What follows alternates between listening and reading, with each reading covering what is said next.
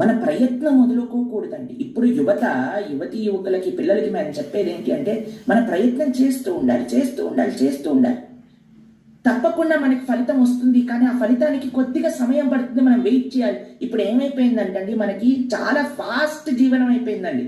ప్రతి ఒక్కటి నిమిషంలో రావాలి. అందుకే ఒక యాప్ ఉంటుంది తెలుసా, బ్లింకిట్ అంటాడు. రెప్ప పాటలో సామాన్ వచ్చేస్తుందండి. అందుకే జనాలు బయటికి వెళ్ళటం మానేశారు. జెప్టో, బ్లింకిట్ అన్ని దీంట్లో ఆర్డర్ పెట్టుకోవటాలు.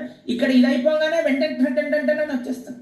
మీకు ఆ విషయం తెలుసా అండి, జీవనం ఎంత ఈజీ అవుతే అంత డేంజరస్ గా మారుతుంది. మేము మొన్న ఒక రీసెర్చ్ చదివాం. ఏంటో తెలుసా అండి, మనకి ఆన్లైన్ పేమెంట్ సిస్టమ్ వచ్చింది కదా. ఆన్లైన్ పేమెంట్ సిస్టమ్ వచ్చాక ఒక రీసెర్చ్ జరిపితే ఆ రీసెర్చ్ లో చెప్పారట 70% అనవసరమైన ఖర్చులు పెరిగాయటండి. ఎందుకో తెలుసా అండి, ఇప్పుడు చూడండి, మన చేతిలో ఒక నోటు కట్టు ఉందనుకోండి, ఎవరికైనా ఇయ్యాలనుకోండి, మళ్ళీ లెక్క పెట్టుకొని ఎంత ఆలోచించి వామ్మో ఇంతనా అంతనా ఒక్కొక్కటి నోటు పెట్టి మళ్ళీ రబ్బర్ బ్యాండ్ వేసి దాన్ని జేబులో పెట్టుకొని ఇంత కథ ఉంటుంది. కానీ ఇప్పుడు ఆన్లైన్ సిస్టమ్ వచ్చాక జస్ట్ ఇలా పట్టుకుంటే చాలండి, పేమెంట్ అయిపోతుంది. కాబట్టి ఆ పెయిన్ మనకు తెలియట్లేదా? ఎందుకో అంత ఫాస్ట్ అయిపోయింది. ప్రతి ఒక్కటి ఫాస్ట్ అయిపోయింది. కానీ అలా కాదు, మనం తెలుసుకోవాల్సింది జీవనం అంత ఫాస్ట్ కాదు.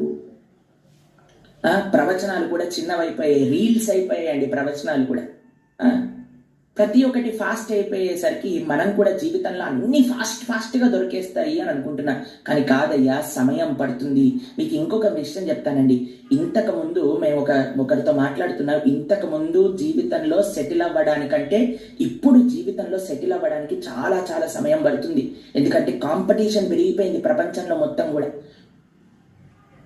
కాబట్టి ఇంకా మనం ధైర్యం పెంచుకోవాలి, ఇంకా మనం ఓపిక పెంచుకోవాలి, ఇంకా మనం గట్టిగా ఉండాలి. అదే భగవాన్ ఇక్కడ చెప్తున్నాడు, అయ్యా నీ ప్రయత్నం నువ్వు చేసావు, దాంతోపాటు దైవ సహకరించాలి, దాంతోపాటు సమయం కూడా పడుతుంది, ఓపిక పట్టు.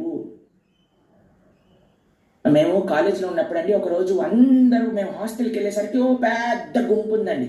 ఏంటబ్బా ఇంత పెద్ద గుంపు ఉంది, పోలీసులు ఉన్నారు, హాస్టల్ డైరెక్టర్ ఉన్నారు, వీళ్ళందరూ ఉన్నారు, ఏంటబ్బా అని తెలిస్తే మా పక్క హాస్టల్లో ఒక ఆయన సూసైడ్ చేసుకున్నాడు, పిల్లవాడు. ఎంత బాధేసింది ఆయనకి అంటే, నాకు ప్రత్యక్షంగా తెలియదు, కానీ చూస్తుండేవాడిని, పక్క హాస్టలే కదండి, ఆయన ఎవరో నాకు తెలుసు.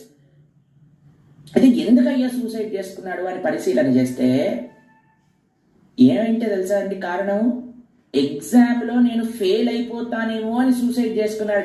రిజల్ట్ వచ్చాక వాడు ఫెయిల్ అవ్వలేదు, పాస్ అయ్యాడు పిల్లవాడు. కర్మ చేశాడండి, ఎగ్జామ్ రాశాడు, పర్వాలేదు రాశావు, కరెక్షన్ అవుతుంది, వెయిట్ చేయి కదా కనీసము.